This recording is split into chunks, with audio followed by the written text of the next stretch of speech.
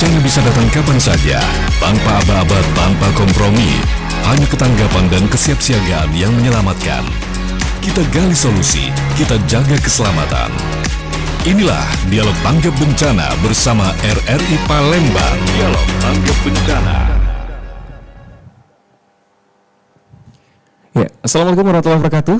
Selamat pagi pendengar dan juga pemirsa dimanapun Anda berada. Senang sekali saya Hairul Rizky dapat menjumpai Anda di Dialog Interaktif Tanggap Bencana untuk edisi kali ini Selasa 2 Desember 2025 dan bertempat di kantor PUPR Kota Palembang.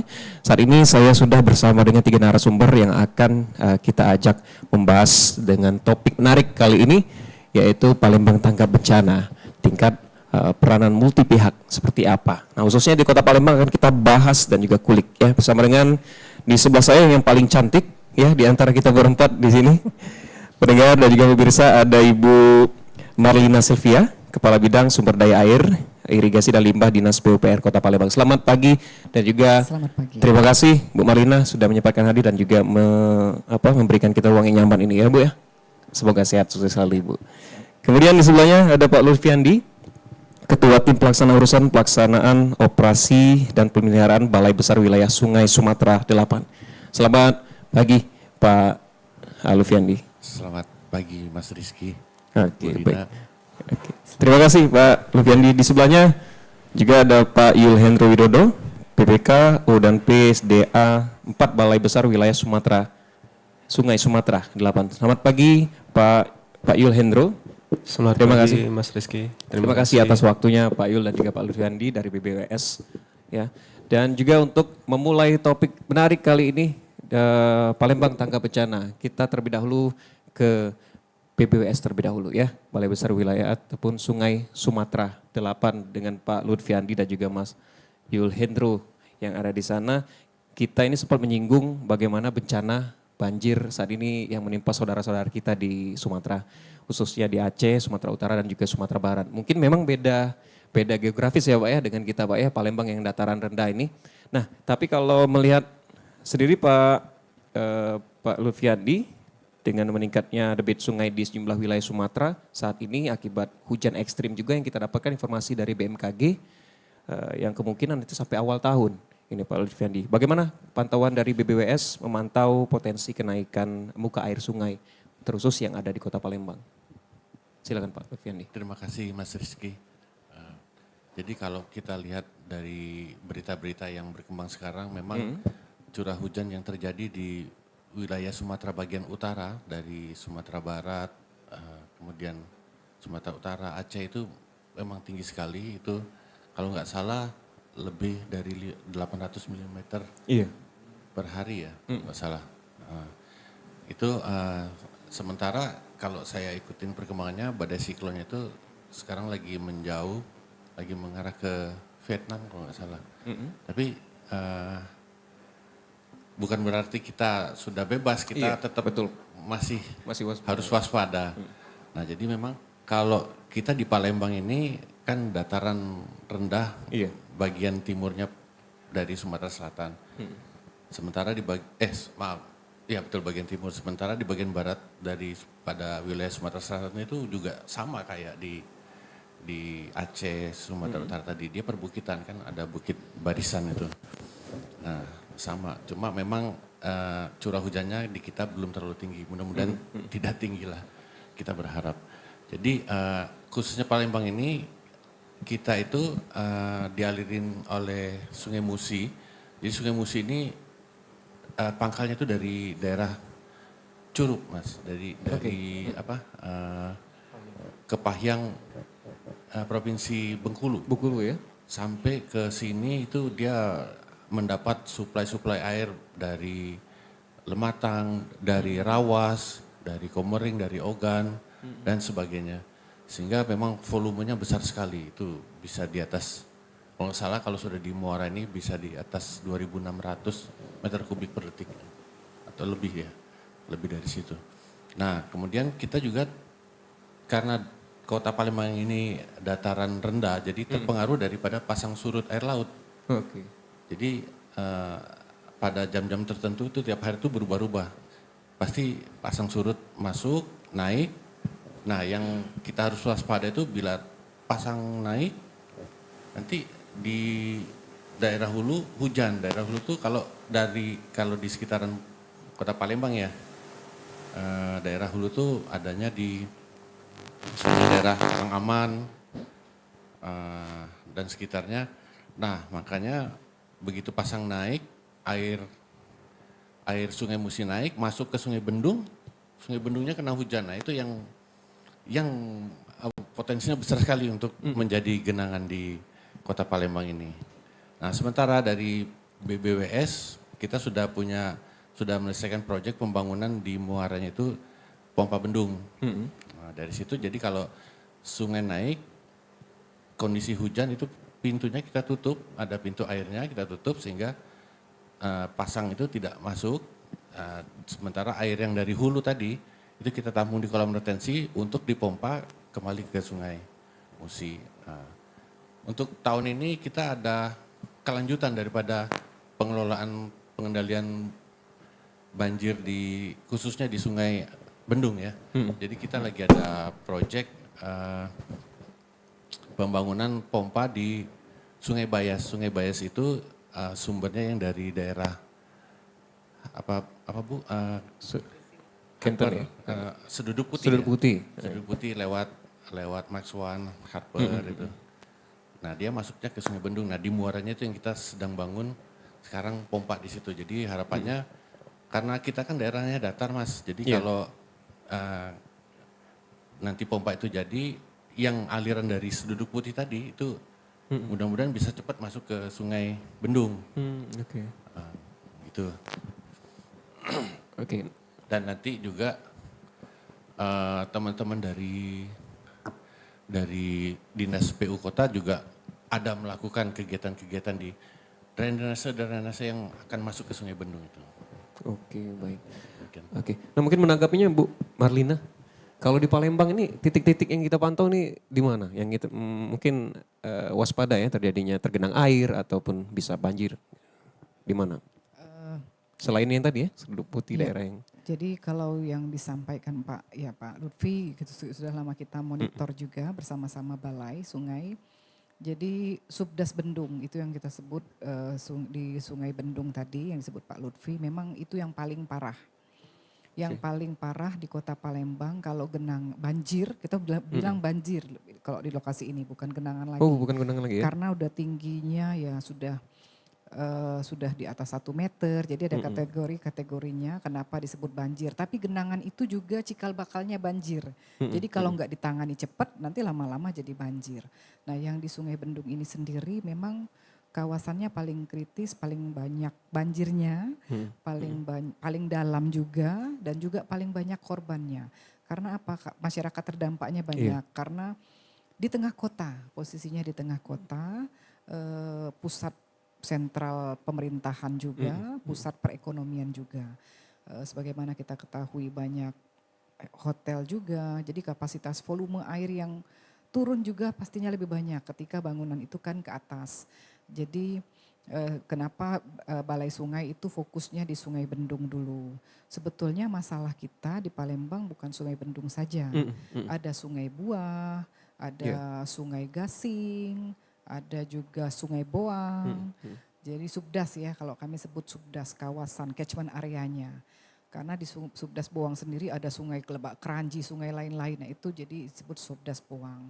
Banyak kalau yang kritis itu ada 6 kalau sudah berdasarkan pemantauan kami. Tapi karena tadi kembali lagi pendanaan di pusat itu satu-satu, saya langsung ngobrol sama Pak Dirjen loh Pak kemarin. Pak Dirjen habis ini langsung, saya nggak bilang habis ini, Pak Dirjen sekalian dong Subdas Buah, saya bilang. Nanti dong satu-satu katanya gitu. Jadi satu persatu dulu jadi Subdas Bendung ini. Nah ini juga menjadi pemantauan pemerintah pusat. Ketika nanti pada saat pembangunan, ini kan masih proses nih.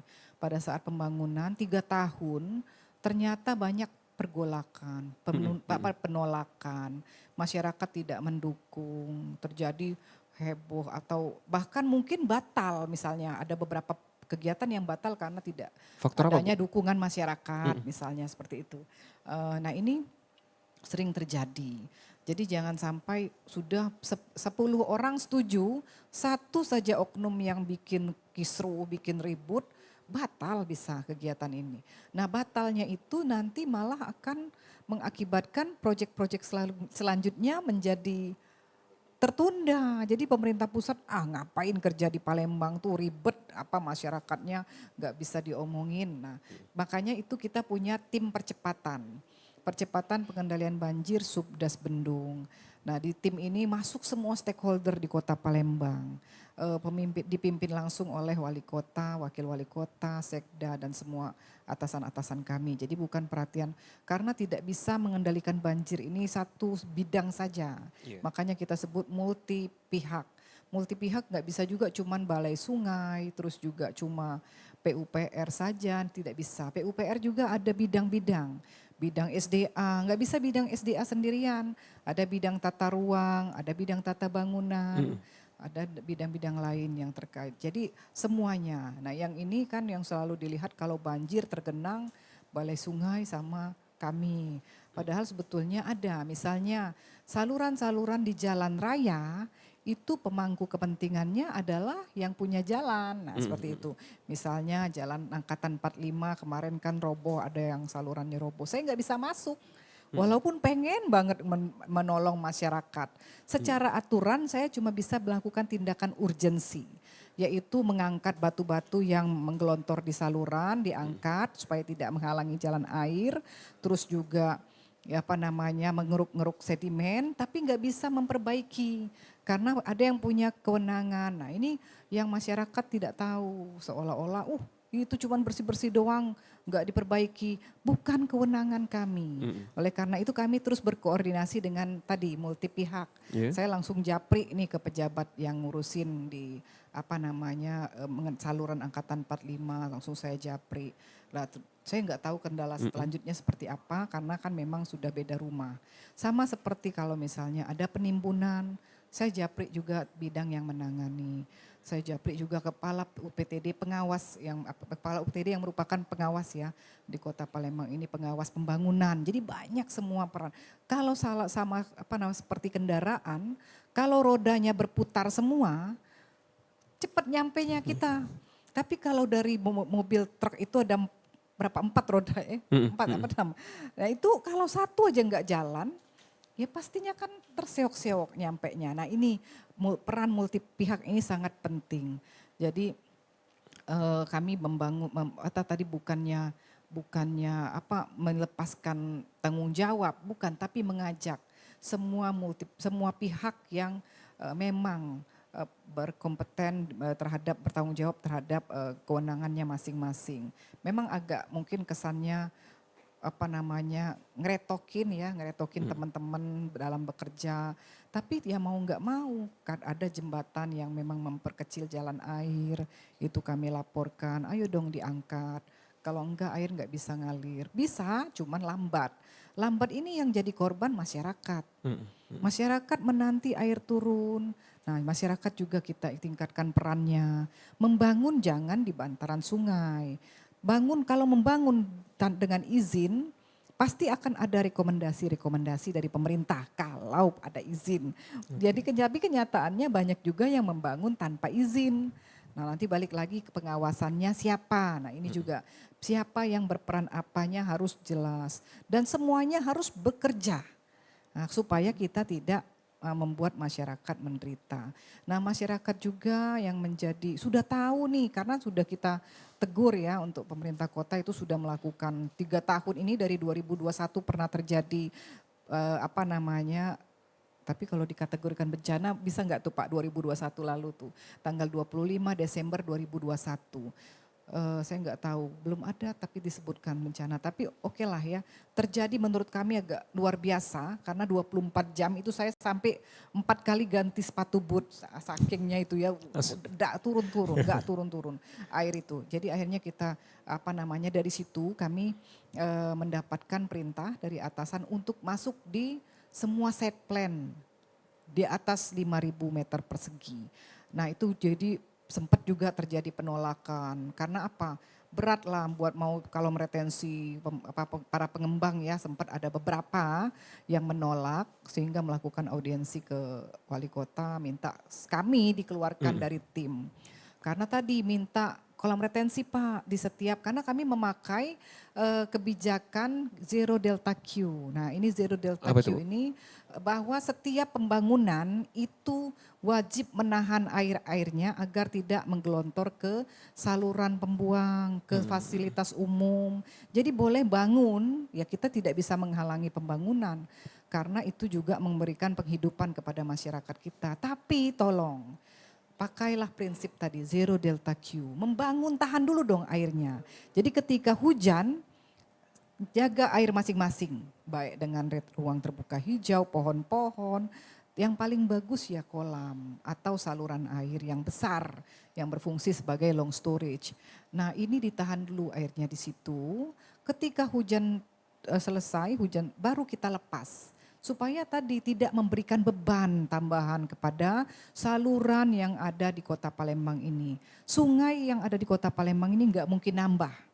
Yang ada ngurang-ngurang karena ada oknum-oknum yang memperkecil atau menimbun. Nah itu juga menjadi PR pemerintah. Ya pemerintah ini bukan hanya kami, tapi juga teman-teman yang membidangi.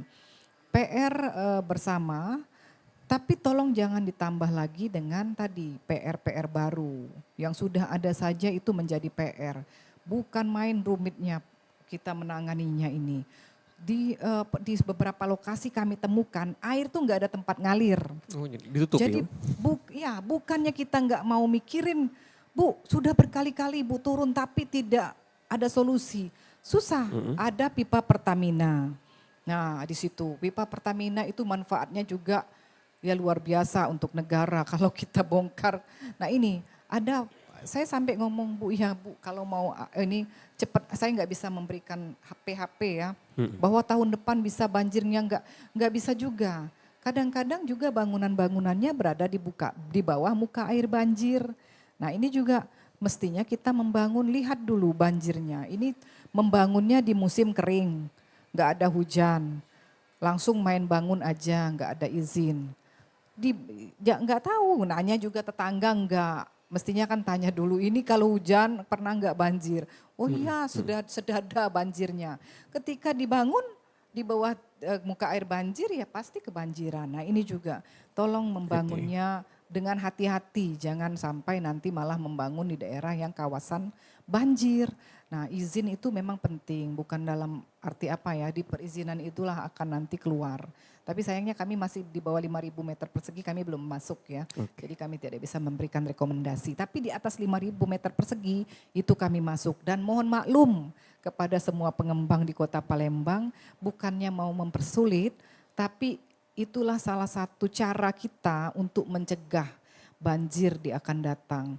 Jadi jangan sampai kita meninggalkan air mata untuk anak cucu kita, tinggalkanlah mata air. Oke, baik. Terima kasih Bu Marina penjelasannya. Akan kita lanjutkan. Dan untuk Anda pendengar juga pemirsa yang ingin bergabung di line WA, WhatsApp bersama kami di 0813 6748 8599. Ataupun Anda juga bisa bergabung di kanal YouTube di RRI Palembang untuk memberikan komentar ataupun saran terkait dialog interaktif tanggap bencana kita kali ini. Bersama dengan Ibu Marina dari PR Palembang dan juga BBWS Sumatera 8, ada Pak Lutfiandi dan juga Pak Yul ya. Pak Yul, nanti kita juga minta tanggapannya seputar saat ini kalau kita lihat Sumatera Selatan khususnya Kota Palembang ini masuk cuaca penghujan ataupun musim penghujan. Nah kalau kita pantau dari sisi BMKG kemarin dari BBWS seperti apa Pak debit ataupun volume air di Sungai Musi saat ini? Silakan Pak Lutfiandi atau Pak Yul yang bisa menjelaskan. Baik, terima kasih Mas Rizky. Kalau pemantauan kami sementara saat ini masih seperti biasa ya, hanya meningkat sedikit ya, meningkat sedikit dari biasa karena memang curah hujannya belum begitu tinggi ya, dan pasangnya juga sudah mulai naik sedikit tapi belum begitu tinggi, jadi masih bisa dikategorikan aman lah walaupun ada Meskipun sedikit sudah genangan. masuk musim penghujan ya, Iya, puncak cuman musim hujan ya, Kota Kan Palembang. kalau lihat dari perkembangan badai siklon itu sudah mulai lari ke daerah Vietnam itu. Tapi kita nggak tahu kalau nanti ada lagi. kita, Ini kita yang harus kita tetap patut waspada. Nah untuk ini untuk kelanjutan daripada pengelolaan banjir Sungai Bendung ini, mungkin bisa kami informasikan sedikit bahwa kami tahun ini telah mendapat persetujuan dari proyek NUFREP. NUFREP itu National Urban Resilience Project. Itu dananya dari World Bank. Oke. Jadi sudah mendapat persetujuan dari 50% lah kira-kira gitu. Jadi sekarang progresnya itu lagi tahap pengumpulan berkas untuk dilelangkan. Nah itu kegiatannya itu nanti menambah pompa-pompa estafet yang diperlukan seperti dari tadi kan ada dari Sungai Bayas, nanti ada dari Sungai Parit. Ada beberapa Pak? Ada kalau nggak salah itu ada 3 unit lagi pompa mau ditambah untuk pompa-pompa estafet. Oke, yang akan disegerakan ya Pak. Nah kemudian juga normalisasi Sungai Bendungnya sendiri itu harus dilakukan, memang sudah terlalu banyak sedimen. Oke. Nanti kerjasamanya dengan pemerintah kota itu kita di kesiapan lahannya Ibu ya biasanya. Nanti dibantu dari kota menyiapkan lahannya, mana yang mungkin perlu pendekatan dengan masyarakat, masyarakatnya dikasih pengertian. Nah untuk itu juga selain mengatasi banjir ini, selain pemerintah juga peran masyarakat itu sangat diperlukan sekali, terutama masyarakat perkotaan itu permasalahannya sama biasanya di kota-kota manapun itu sampahnya itu benar-benar satu hari itu bisa 1 ton ya Mas Hendro ya. Kemarin juga sempat Pak ya? Iya. Aksi bersih-bersih kemarin? Aksi Apa yang bersih-bersih disebut kemarin ada sampai ada sofa di dalam sungai itu kan aduh ada sofa, miris ya? sekali rasanya itu. Jadi sangat diperlukan sekali memang kesadaran daripada masyarakat terutama yang tinggalnya di pinggir sungai ya. Jadi untuk ya kalau membuang sampah On track sekarang, kemudian Sungai Bendung yang juga menjadi perhatian kita. Ada beberapa subdes lain tadi Bu. Kalau kita perhatikan beberapa titik yang tergenang atau sudah tinggi yang bisa Bu Marlina bilang banjir. Ini ada beberapa lagi ke arah Kalidoni juga Bu, misalkan seperti di depan sekolah Kumbang. Nah itu masuk ke subdes mana itu Bu? Sungai Buah. Sungai Buah ya? Buah. Nah itu perhatiannya seperti apa atau pantauannya seperti apa Bu? Iya. Itu yang tadi saya bilang, saya ngomong sama Pak Dirjen, Pak sekalian Pak, Sungai Buah, Subdes Buah, satu-satu dong katanya gitu ya. Selesaikan dulu satu-satu katanya. Tapi juga bisa cepat kejar targetnya ketika kita desainnya dari kota atau dari provinsi ya Pak ya. Kemarin saya dapat informasi Pak Gubernur mau buat desainnya dan sudah mau berjalan tahun ini atau tahun depan. Nah itu adalah salah satu strategi kita agar mempercepat. Jadi desainnya nggak usah nungguin teman balai gitu kan, kita yang ngerjain. Nah itu pernah kita lakukan di Sekanak Lambidaro. Makanya Sekanak kan sudah lumayan jauh berkurang. Jadi kalau berdasarkan data yang kami dapatkan, sudah Sekanak itu sudah jauh berkurang. Tapi tinggal tadi pemeliharaannya memang harus terus dilakukan. Sempat juga, nah Subdes Sekanak sendiri sempat juga Pak ya, stop juga tuh karena adanya di belakang Bank Mandiri itu ada bangunan-bangunan yang nggak ada izin kan Pak, nggak ada izin, tapi nggak mau dibongkar. Nah itu jadi PR kita sampai hari ini. Akhirnya proyeknya karena waktunya sudah habis, batal lah lokasi itu untuk disentuh, pindah ke lokasi lain. Nah ini kan menjadikan presiden buruk buat Kota Palembang ketika ada oknum-oknum yang tidak mendukung, kalau kami sebut sih tidak mendukung pembangunan. Karena apa? Karena ya udah jelas nggak punya izin, sertifikat juga nggak punya. Tapi di lapangan malah gontok-gontokan, jadi malahnya main fisik jadinya kan, itu yang kita khawatirkan.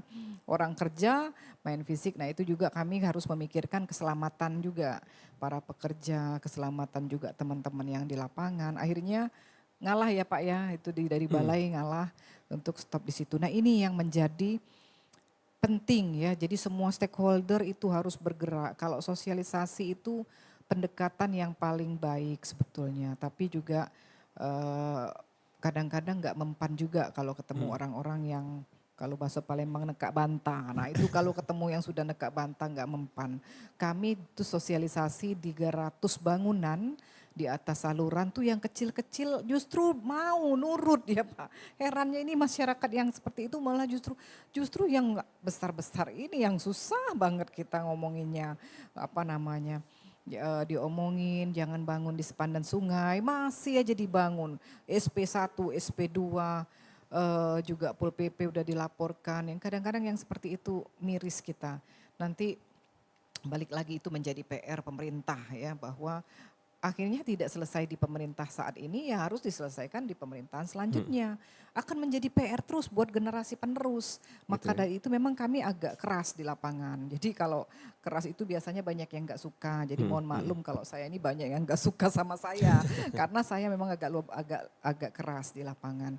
Bukan karena untuk kepentingan pribadi, tapi mikirin masyarakat. Nah ini perempuan nih Pak bedanya sama laki-laki, empatinya terlalu tinggi. Jadi saya ini agak seolah-olah saya yang menjadi korban sampai saya agak marah di lapangan, agak sedikit emosional. Karena mikirin ini masalah banjir kapan mau selesainya kalau kalian tidak mau mengikuti aturan yang seperti itu. Tapi balik lagi kan kita juga harus menjaga kondusivitas daripada kota. Jadi kadang-kadang saya juga diingatkan untuk jaga dong kondusifnya gitu Pak. Jadi bukan saya nggak mau juga balik lagi ke tupoksi saya juga ingat sadar diri. Oh iya bukan tupoksi saya nih bongkar-bongkar. Jadi akhirnya saya mundur teratur yang bongkar-bongkar nanti saya pindah ke Pol PP Pak.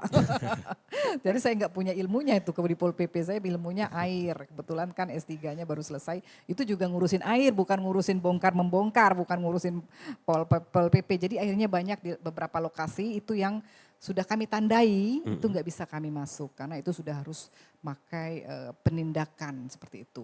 Itu sudah kami buat petanya. Jadi siapapun nanti pemerintahnya akan datang itu menjadi PR, menjadi PR dan jangan salah teman-teman ya apa namanya masyarakat yang di lapangan yang sudah tahu nih udah pernah ditegur, terus yang negurnya sekarang nggak muncul lagi, jangan salah, yang bukan berarti menjadi bebas membangun di tempat-tempat yang tidak legal. Tapi itu menjadi PR pemerintah selanjutnya karena kami juga sudah menyiapkan petanya.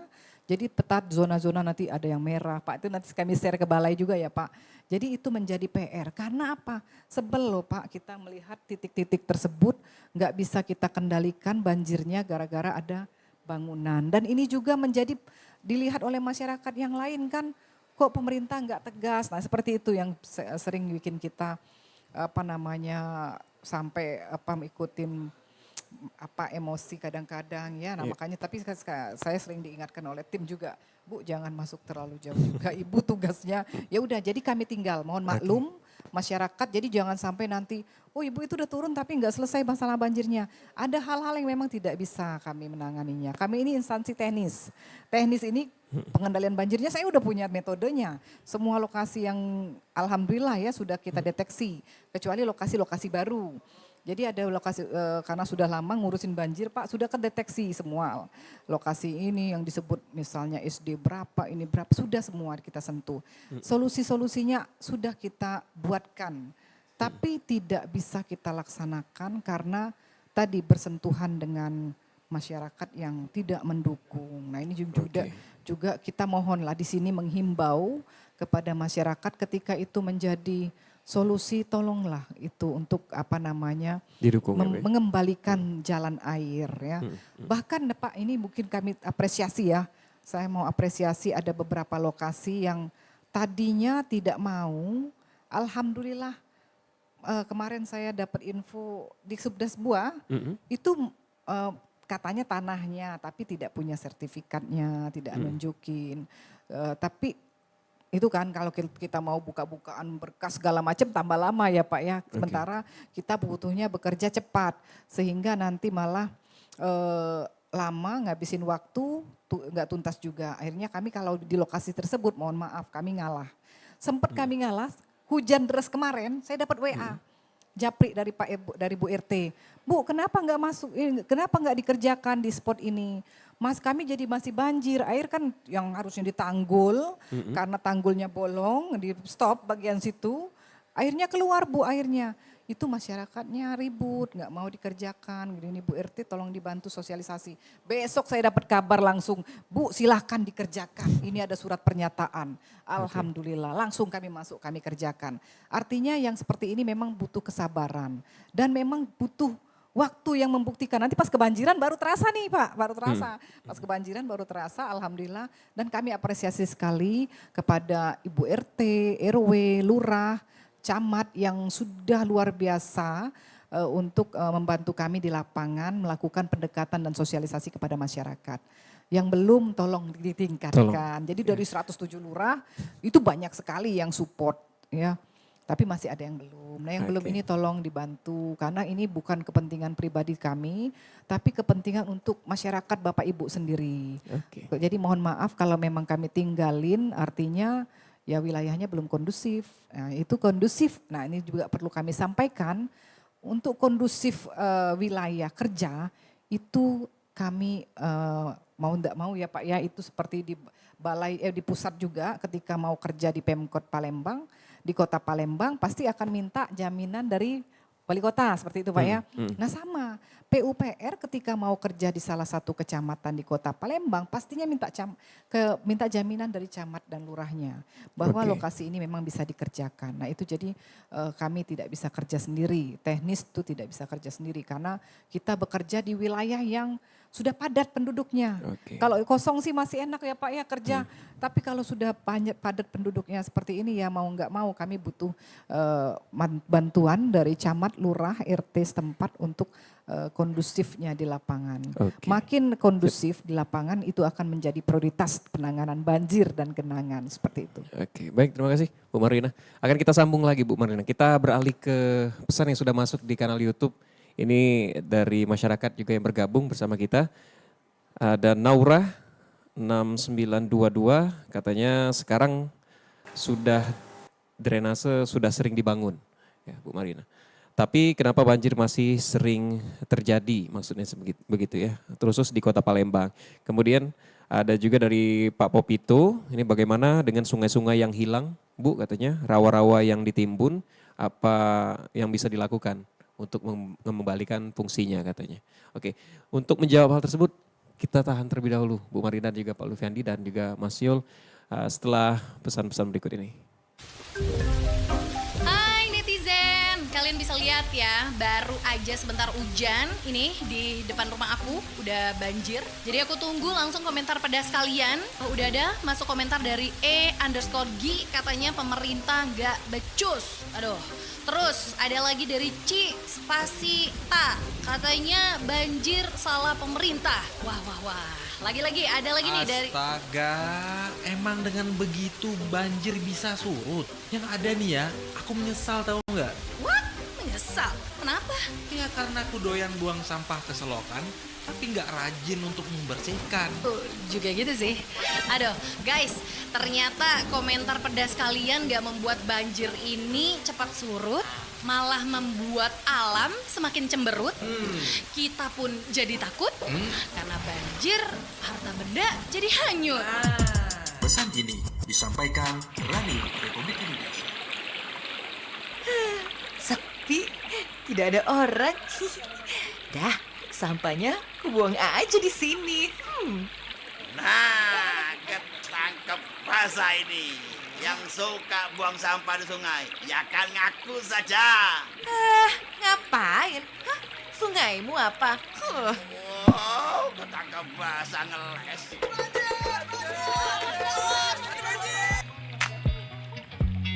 Kepedulian kita itu penting. Buang sampah di sungai menyebabkan banjir.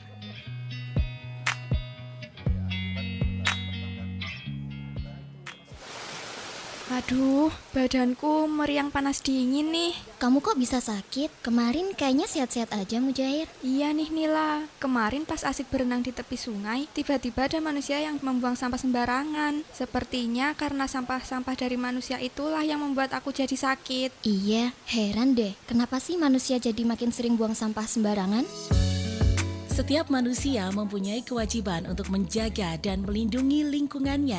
Salah satu kegiatan yang dapat dilakukan adalah dengan tidak membuang sampah sembarangan. Pada pasal 29 ayat 1 Undang-Undang Nomor 18 Tahun 2008 tentang pengelolaan sampah disebutkan bahwa setiap orang dilarang mengelola sampah yang menyebabkan pencemaran dan atau perusakan lingkungan. Stop buang sampah ke sungai.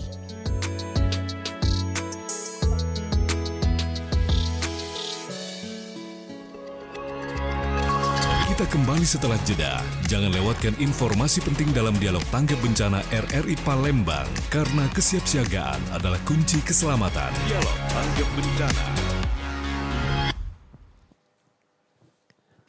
Iya, terima kasih pendengar dan juga pemirsa. Anda masih bersama kami di Dialog Interaktif Tanggap Bencana untuk edisi kali ini Selasa 2 Desember 2025. Masih bersama dengan ketiga narsum kita kali ini. Ada Ibu Marlina dari PUPR Kota Palembang dan juga ada Pak Lutfiandi dan Mas Yul Hendro dari BBWS Sumatera ya, ke-8 maksud kami yang saat ini juga hadir. Masih kita membahas bagaimana kewaspadaan kita terhadap banjir apalagi di tengah situasi saat ini di puncak musim penghujan khususnya di wilayah Kota Palembang dan kita lihat saudara-saudara kita ini sempat kita singgung tadi Bu Marlina dan juga Pak Lutfiandi dan Mas Yul. Ini juga menjadi perhatian kita. Benar kata Pak Lutfiandi tadi, nggak tahu ke depannya seperti apa nanti ya Pak ya. Oke kita jawab dulu yang sudah bergabung bersama kita di line ataupun di kanal YouTube RRI Palembang. Ini ada Naura tadi, katanya drainase sudah sering dibangun tapi masih sering terjadi banjir. Itu kita catat terlebih dahulu ya dari Ibu Naura. Kemudian tadi Popito, Pak Popito katanya sungai-sungai yang hilang Bu, rawa-rawa yang sudah ditimbun. Ini apa yang bisa kita lakukan untuk mengembalikan fungsinya. Kemudian ada Aurora Nur, Ibu Aurora katanya selama ini langkah apa saja yang sudah dilakukan PUPR khusus untuk penanganan banjir di daerah Skip Bu. Katanya di daerah Skip yang memang jadi langganan banjir saat ini. Dan berikutnya terakhir upaya pemerintah menanggulangi bencana contohnya banjir. Nah jadi apa yang menjadi bukti dari pemerintah katanya. Mereka ingin tahu dan juga upaya menyelesaikan bencana tersebut khususnya banjir di Kota Palembang. Oke, kita jawab mungkin terlebih dahulu ke Ibu ya, Bu ya yang tadi masalah yang di skip tadi.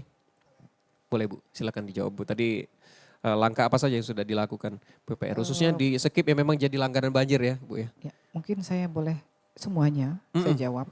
Yang pertama drainase. Drainase dibangun terus kalau nggak terkoneksi ya tetap banjir. Jadi balik lagi kita itu ada dua, genangan banjir itu suatu yang secara nomenklatur memang berbeda. Iya. Saya pelajari beberapa tahun ini apa sih bedanya? Banyak yang menyampaikan oh ini alat bedanya. Ada juga beberapa yang bukan sipil engineer ya menyampaikan itu sama. Tapi saya balik lagi itu menurut saya sesuatu yang berbeda. Mulai dari tingginya, mulai dari pengaruhnya, dampaknya dan lain-lain. Beberapa hari belakangan itu genangan. Memang kelihatannya seperti banjir, disaster. Ketika videonya cuma sebentar. Jadi yang ngambil video itu pada saat parahnya, padahal nggak lama dari situ. Contohnya di UIGM, itu langganan. Iya. Langganan. Karena apa? Setiap hujan sedikit aja nggak usah banyak-banyak, masih kategori tinggi bukan sangat tinggi. Kadang-kadang kategori sedang pun dia banjir, genangan kan nggak lama. Mungkin 5 menit, 10 menit, 15 menit itu masih kategori genangan dan spot. Hanya spot itu saja. Cekungan. Dan bisa solusinya, saya punya solusinya. Dan sudah kami sampaikan ke pemerintah pusat. Karena nggak bisa dikerjakan Pemkot. Itu ada cross drain di depan UIGM persis itu ada cross drain yang kecil banget. Terus sudah kecil rendah juga. Nah itu harus dibongkar. Kalau itu kewenangan kota udah saya bongkar dari kemarin-kemarin. Tapi nggak bisa. Saya masalah Pak, nanti saya dilapor-laporin sama teman-teman balai jalan kan kalau saya ngerjain itu. Tapi saya sempat nyentuh banyak titik yang bukan kewenangan kota. Contoh Jalan Mangkunegara itu walaupun masih ada genangan karena tadi di Jalan Mangkunegara itu sendiri itu ada jembatan yang mengecil dan rendah. Nah itu nggak bisa juga pemerintah kota ngerjakannya. Tapi kami mengerjakan agak nakal-nakal dikit nih, mohon maaf teman-teman balai ya. Kami ngerjain saluran kanan kirinya. Nah itu sebenarnya nggak boleh, tapi sempat juga ditegur ya sama teman-teman balai. Tapi mau gimana, ini saking kita mau menyelamatkan masyarakat kota Palembang. Karena ini kota Palembang ini yang dilihat orang bukan punya provinsi, punya pusat, warga nggak peduli. Taunya kota Palembang, wali kota pasti yang dikejar. Yeah. Nah ini kami sebagai aparat yang berada di bawah perintah wali kota ya harus mikirin. Masa wali kota dihujat terus sih gitu kan. Jadi kami kerja agak-agak ini dikit nakal enggak juga ya Pak ya karena menolong masyarakat ya. Tapi kewenangannya bukan kewenangan kota. Tapi akhirnya karena tadi peraturan gak bisa masuk. Saya udah nganggarin Pak, Mangkunegara itu saya udah nganggarin. Tapi perlaksanaannya teman-teman PPK dan kawan-kawan itu nyerah karena gak boleh sama teman-teman. Itu punya provinsi, Mangkunegara provinsi ya. Mangkunegara itu bentar saya ingat dulu. Provinsi, nah itu provinsi. Jadi nggak bisa kerja di situ. Akhirnya mundur ke arah ruko. Lah itu nggak bisa narik dari jalan dong. Saya sempat protes sama anak buah saya. Itu nggak bisa narik dari jalan. Bu, tapi aturan Bu, kami nggak bisa berbenturan sama aturan. Balik lagi. Jadi kita harus ya mohon maklum. Pemerintah kota bukan nggak mau, tapi ada aturan-aturan yang memang nggak boleh kami langgar. Ya, jadi balik lagi itu kami usulkan terus ke pemerintah pusat, ke pemerintah provinsi, itu kami usulkan terus. Nah ini juga balai sungai ini juga bukan ujuk-ujuk ya Pak ya, ujuk-ujuk saya mau kerja tuh di Sungai Bendung, bukan. Karena 5 tahun yang lalu itu saya sempat ngeretokin balai sungai juga. Mohon maaf ini Pak Lutfi 5 tahun yang lalu tuh saya sampai datang ke balai ngajak masyarakat terdampak loh Pak, bukan kurang nekat apalagi nih saya teman-teman ini. Alhamdulillah sekarang nggak marah lagi ya Pak ya. Dulu sempat teman-teman balai, ibu ini ngeretokin terus katanya. Sampai saya telepon juga ke pusat, ada teman saya waktu kuliah di Belanda waktu itu kan, almarhum Pak Leo. Saya telepon, ini bendung ini gimana? Pompanya nih nggak bisa maksimal kerja, saya retokin juga waktu itu. Itu 5 tahun yang lalu. Artinya kita ngeretokin tahun ini nggak bisa serta-merta tahun ini. Karena ada peraturan-peraturan, karena ada tadi aturannya harus buat desain dulu ya Pak. Harus ada desain dulu. Yang kedua, ya readiness kriterianya dipenuhi. Terus penelitiannya nggak bisa sehari. Harus setahun, 2 tahun dan lain-lain. Nah itu ya Satmikalnya yang menangani juga nggak mau bunuh diri. Ya kan besok langsung dikerjain. Nanti malah jadi masalah secara hukum. Nah ini yang masyarakat harus paham. Jadi bukan kami nggak mau kerja. Semua yang sudah disentuh itu masuk database dan akan dikerjakan. Tapi dengan tadi peran serta masyarakat juga, peran serta camat lurah, peran serta RT dan RW-nya. Ya jadi artinya semua harus berkontribusi. Tadi sampah, tadi ada pertanyaan sampah juga. Sebesar apapun infrastruktur yang kita punya, kalau sampah masih dibuang ke sungai, ya sudah nonsen lah. Nggak mungkin pompa itu bisa nyala kalau sampah itu masuk ke ke pompanya. Pompanya rusak ya Pak, jadi masalah lagi, kena periksa pula nanti kita pemerintah stakeholder terkait ini gara-gara sampah tadi tidak bisa terkendali. Nah ini jadi semuanya harus berperan. Nah itu saya mencoba untuk menjawab semuanya. Yang kedua tadi ya karena memang semuanya berurusan ya dengan kami ya Pak ya, dengan SDA dan kepedulian kami juga. Jadi kami bukan hanya bekerja by tupoksi tapi juga kepedulian. Nah kepedulian tadi juga ada batasnya. Ketika itu di luar kewenangan nggak bisa masuk. Jadi kita juga harus mengedukasi masyarakat. Ini loh, saya sampai mengedukasi ini kamu harus ke pemerintah pusat, ke Balai Sungai. Mohon izin ya Pak, ada nanti beberapa masyarakat yang langsung ke pemerintah pusat. Terus yang pertanyaan kedua, boleh? Tadi seputar Bu? Daerah skip sudah ya? Ya, Sudah dijawab. Skip itu tadi itu kan menjadi PR kita juga sudah 5 tahun. Tadi saluran itu yang nggak percuma kita bangun banyak tapi tidak terkoneksi.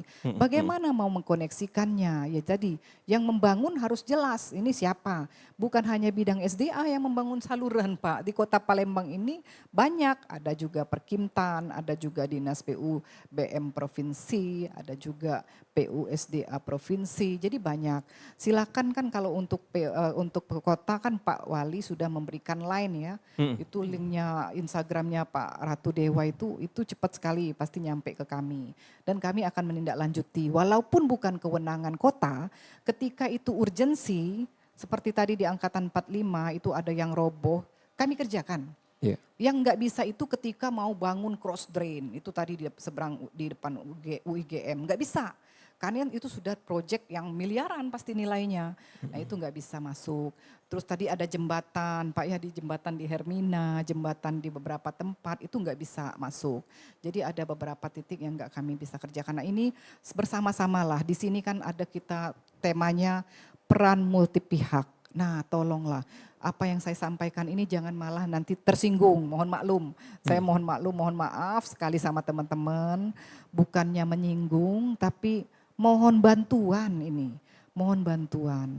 Melalui media ini kita memanggil ya Pak ya, semua stakeholder terkait untuk bekerja bersama-sama. Karena kami nggak bisa kerja sendirian. Mau diganti pun 1000 Marlina ya, jadi Kabid SDA mau diganti orang 1000 lah diganti, nggak akan selesai masalah banjir di Kota Palembang kalau tidak dikerjakan bersama-sama. Seperti itu. Mungkin yang lain juga saya tadi ada yang mau masukkan tadi. Pertanyaan ketiga. Sebenarnya sudah mencakup saya ada yang mau disampaikan tadi begini, nah ini satu lagi. Masyarakat yang punya rumah itu seperti contohnya ya yang sekarang kena disaster ya. Mohon maaf. Itu mungkin yang kayak tadi membangun rumah, mungkin ada izin bangunan ya sekarang Bu? Harus ada izin khusus bangunan. Drainase atau seperti di sempadan sungai tidak boleh, itu ada aturannya. 3 meter minimal ya, minimal. Bisa jadi lebih dari 3 meter bisa ketika itu misalnya akan menjadi lalu lintas seperti apa. Nah itu harus tahunya ketika membangun, meminta izin, nggak bisa cuma TikTok saja, saya aja nggak bisa. Ajukan dulu izinnya biar tahu. Nah juga masyarakat ini, nah ini penting ya. Masyarakat coba kita lihat saja kejadian disaster belakangan ini. Itu kan yang menderita tuh masyarakat. Yang melakukan banyak ya Pak ya, kita nggak usah sebutkan. Penggundulan hutan itu pasti ya, kita nggak usah munafik. Itu salah satu juga penyebabnya, terlepas memang curah hujan yang sangat tinggi. Tapi kenapa curah hujan bisa tinggi?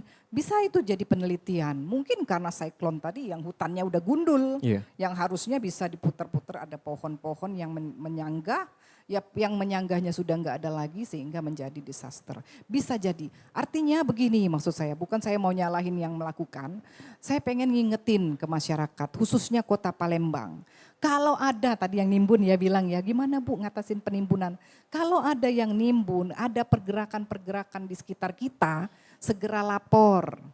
Nah nanti lapor ada petugas yang turun, minimal nanti ketika dia membangun itu ada perizinan, nah di izin inilah. Nanti kamu harus buat kolam retensi, kamu harus buat saluran besar. Kalau masuk ke kami ya, kalau masuk ke kami, kalau nggak masuk ke kami balik lagi. Saya juga nggak bisa, saya angkat tangan juga. Artinya ada hal-hal yang memang di luar kuasa kami. Tapi kalau masuk ke kami, itu pasti akan kami wajibkan buat kolam retensi, buat saluran air. Bahkan ada di satu titik itu di Lorong Kito, Sukabangun. Itu sampai sekarang itu pengembangnya nggak bisa bangun karena masyarakatnya yang menghadang, nggak boleh bangun. Akhirnya karena tidak bisa juga ya, tapi namanya memang secara izin juga mereka. Kalau Sukabangun larinya kemana? Itu Sungai Bendung juga. Sungai Bendung juga ya? Sungai Bendung itu hulunya, hulunya Sungai Bendung. tapi dia cekungan. Air yang mau keluar dari situ salurannya ada tapi kecil. Oke. Dengan kapasitas daya tampung. Nah ini posisi ini Sukabangun ini turunan. Jadi air itu yang deres turun ke Lorong Kito itu sehingga air itu ya pasti banjir, nggak mungkin. Tapi sudah terbangun, masyarakat sudah banyak di situ, nggak bisa kita menghalangi. Sekarang kalau saya ditanya bagaimana solusinya, yang ini mau bangun, yang ini mau bangun, yang ini sudah terbangun. Artinya mereka harus rela. Nah alhamdulillah pengembangnya bagus sekali, itu bagus alhamdulillah. Itu setelah kami komunikasi berapa kali, ya karena dihadang juga ya masyarakatnya tadi, balik lagi. Masyarakatnya yang harus gigih, ini kalau didiamkan, yang rugi masyarakat setempat. Saya nggak bisa turun ketika masyarakat diam saja. Nah ini balik lagi, masyarakat diam saja, kita nggak bisa turun Pak. Ngapain Ibu, apa ada sentimen sama pengembangnya begitu kan. Nah tapi ketika masyarakatnya ribut dan kenyataannya memang ketika itu dibangun, ya yang terbangun tadi pasti akan menderita. Tapi mereka ada izin, ada sertifikat, gimana nih. Akhirnya win-win solutionnya adalah buat kolam retensi yang besar. Besar untuk ukuran bangunan yang akan dibangun Pak. Yang dibangun sedikit 1000 meter tapi kolam retensi hampir 200 meter. Nah itu alhamdulillah ya semoga lah semua pengembang di kota Palembang ketika membangun di daerah yang memang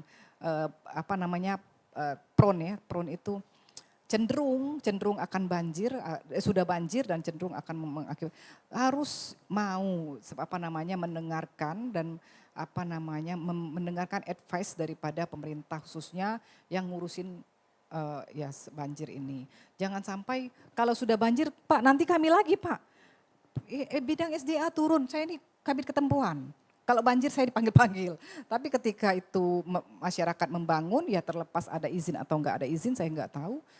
Ya kan saya kan enggak ngurusin gitu kan. Tapi ketika banjir, saya disalahkan. Ini sering, kenapa tidak bisa Ibu Kabit ini tidak bisa mengatasi banjir. Bahkan ada beberapa Instagram itu, nggak usah saya sebutkan lah, yang nyebutin sampai ngomong ini harus diturunkan. Saya bukan nggak mau turun, tapi artinya ini amanah. Jabatan itu bukan sesuatu yang menjadi hak, tapi amanah. Kalau saya duduk di sini itu saya menjalankan amanah. Kalau saya nggak menjalankan amanah, saya siap kapan saja diturunkan. Artinya banjir ini bukan kami yang menyebabkan, banyak penyebabnya. Dan mungkin masyarakat itu sendiri. Oleh karena itu tolong masyarakat ketika ada yang mau membangun, jangan diam saja Pak, ini banyak yang diem. Ketika udah banjir baru teriak-teriak, ketika dibangun Pak RT-nya diem aja. Saya sampai ngatain Pak RT masuk angin apa Pak RT ini kok diem aja. Sampai ada beberapa RT yang saya todong seperti itu. Mohon maaf, mohon maklum bukan bermaksud menyakiti. Karena kesel juga ya, giliran udah bangun, udah terbangun kan susah. Kalau bangunan sudah berdiri kokoh, mau kita bongkar itu udah urusan sama hukum Pak. Gak bisa bongkar-bongkar. Jadi kenapa Bu Kabin nggak bongkar bangunan kokoh itu? Ya nggak bisa, saya bisa dituntut orang karena sudah terbangun. Tapi kalau belum terbangun, kami siap Pak menghadang bersama-sama masyarakat. Seperti itu ya. Jadi tolong peran serta masyarakat, jaga lingkungan sendiri, jaga rumah sendiri. Baik dari sampah ataupun pembangunan-pembangunan yang tidak berizin. Nah kalau nggak berizin ini kan mana bisa juga PU ini Pak mau keliling kota Palembang ini. Apalagi yang di selo-selo, nah keluar bahasa Palembangnya. Itu ya Pak, terima kasih. Oke Bu Marlina, mungkin ini sedikit curhat juga tadi Bu ya. Setelah turun ke lapangan melihat itu tadi ya. Kalau dari Pak Lufiandi atau Mas Yulhendro ingin menambahkan kalau peran dari BWS sendiri di dalam pencegahan khususnya di Sungai Musi ini agar tidak meluap terjadi banjir. Kalau pantauan kita seperti apa Bu? Peran strategis kita selain tadi ya Sungai Bendung dan juga Sungai Bayas yang saat ini dalam progres. Oh iya, kita ke Pak Lutfian dulu terlebih dulu. Terima kasih Mas. Nanti kita. Jadi sebelum kami ke situ mungkin kami sedikit akan menyampaikan persepsi dulu ya. Iya. Jadi permasalahan banjir. Penanganan permasalahan banjir ini misalnya dari angka 100 nih, permasalahannya 100, kita tangani banjir baik itu dengan infrastruktur maupun non infrastruktur, dia tidak akan nol. Jadi artinya dia akan menyisakan. Tidak, penanganan banjir itu tidak bisa hilang sama sekali, nol itu tidak bisa. Artinya begini, misalnya tadi luas yang terkena dampak banjir itu 200 hektar misalnya. Dengan adanya infrastruktur ataupun non infrastruktur penanganan banjir, itu menjadi dari 200 menjadi tinggal 30 hektar yang terdampak. Atau mungkin yang daerah paling cekung atau paling inilah, paling situasinya, kondisinya paling jelek lah. Nah kemudian juga selain luas itu tinggi genangan Mas. Jadi tinggi genangan tadinya misalnya 1 meter, rumahnya kerendam banjir 1 meter. Dengan adanya infrastruktur tinggal 20 cm. Nah, jadi kalau 0 mungkin saja bisa, tapi kayaknya sulit mencapai 0 itu. Jadi dia tinggal 20 cm, dari 1 meter tinggal 20 cm seperti itu misalnya ya. Kemudian lama genangan. Tadinya misalnya, wih seharian dia baru kering, baru surut. Sekarang tinggal 2 jam aja udah surut. Nah itu penanganan masalah banjir. Nah kemudian tadi yang sudah bangun saluran tapi kok masih banjir. Itu ya saya menambahkan sedikit, selain terkoneksi itu tadi memang karena ini kan masalahnya kan sudah kadung ada bangunan, sudah kadung ada ini. Jadi lahan-lahan pun kita sulit. Misalnya saluran itu butuhnya 1 meter, dia baru bisa menampung kapasitas debit run off-nya. Tahu-tahu 1 meter nggak bisa dapat 1 meter, hanya 30 cm ya sudah dibangun 30 cm tapi ya itu tadi makanya nggak bisa dari 100 sampai 0 tuh nggak bisa. Paling bisa dia dari 100 sampai tinggal misalnya 30 cm gitu. Dan waktunya lebih cepat sekarang surutnya. Nah kemudian untuk misalnya yang daerah rawa udah kadung ditimbun untuk apa itu salah satu solusinya menurut kami itu misalnya ya, salah satu solusinya itu misalnya kita bikin kolam retensi.